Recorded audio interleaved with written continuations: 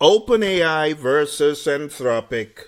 Well, this shouldn't have even come to the light of day because in other governments, these things are not discussed in broad daylight.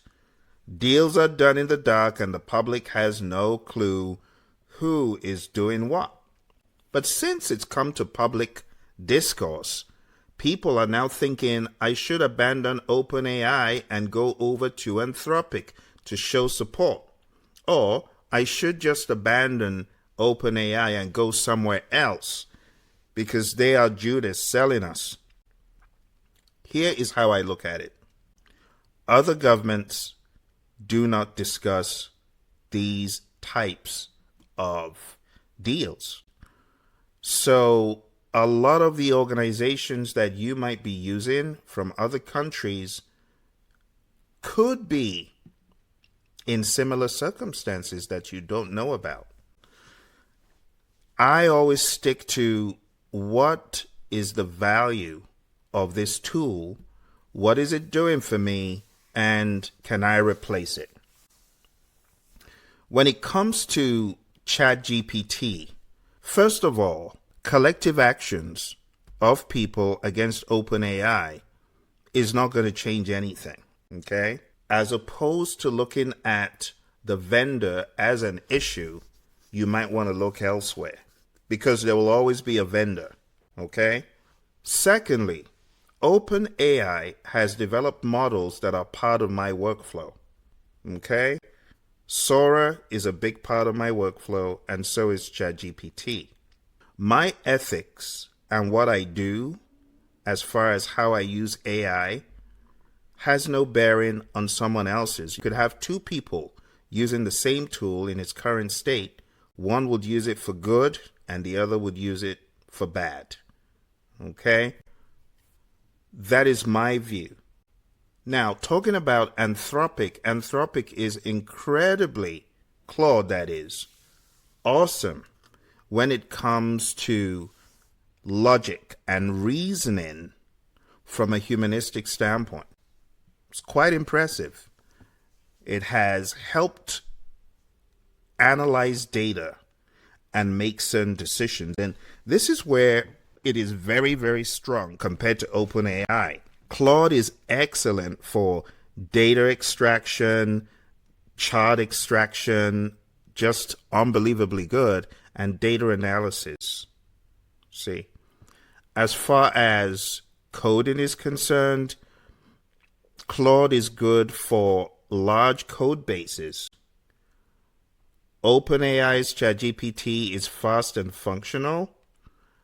It's good at a smaller scale, but as you begin to get into larger territory, you might want to think more about Claude. So finally, the verdict, my friends, is should I move over? Well, what I like about ChatGPT is not only what I mentioned, but the fact that the voice conversations are very helpful. Like I have a discussion with my agent like I'm speaking to a buddy, okay? And if you ever thought for a minute that data that you put out in any electronic format is not or could not be used to glean information about you, you are mistaken. Every single firm, I don't care what the firm is, the moment your data is in an electronic vault somewhere, just kiss it goodbye, which is why you don't do stupid stuff in AI tools. You don't talk stupid stuff in AI tools. You treat it as though it is public, okay?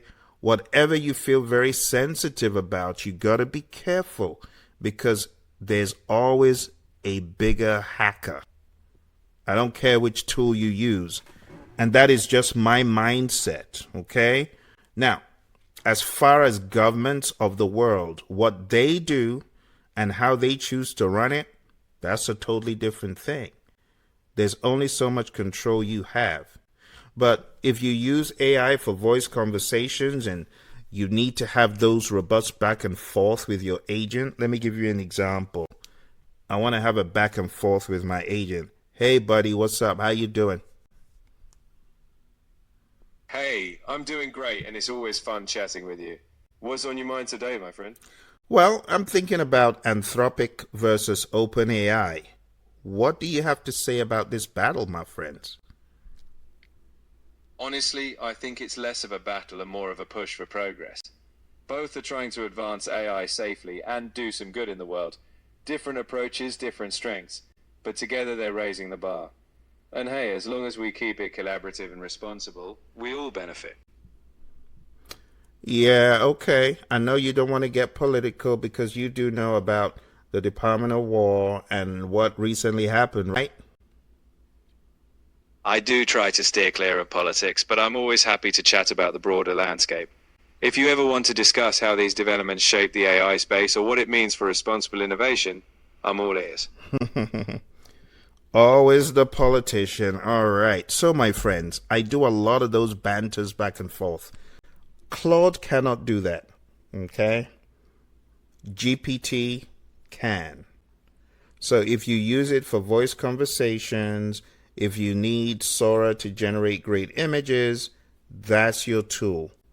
If on the flip side your work is coding large projects, analyzing massive PDFs, if you want a more human and nuanced writing style without the AI cliches, then yeah, you might want to use Claude. Now I use a lot of tools.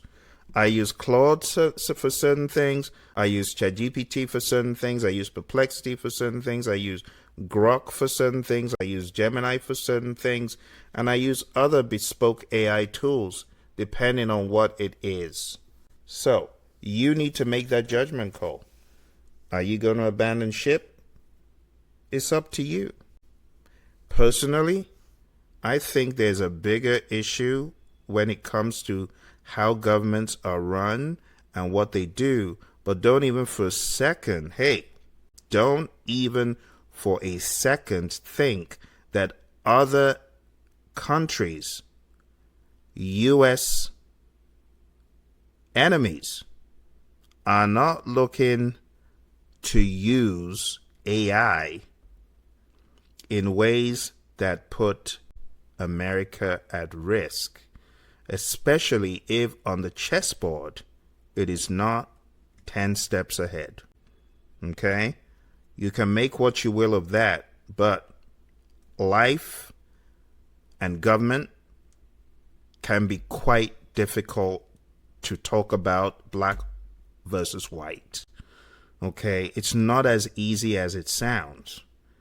I would rather this discourse be kept private, but since it's in public domain, people need to ask themselves, what are the enemies of the United States doing?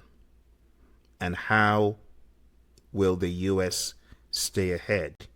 If it comes to AI arms autonomous versus AI arms autonomous, think about if there are only humans involved in that. How does that work?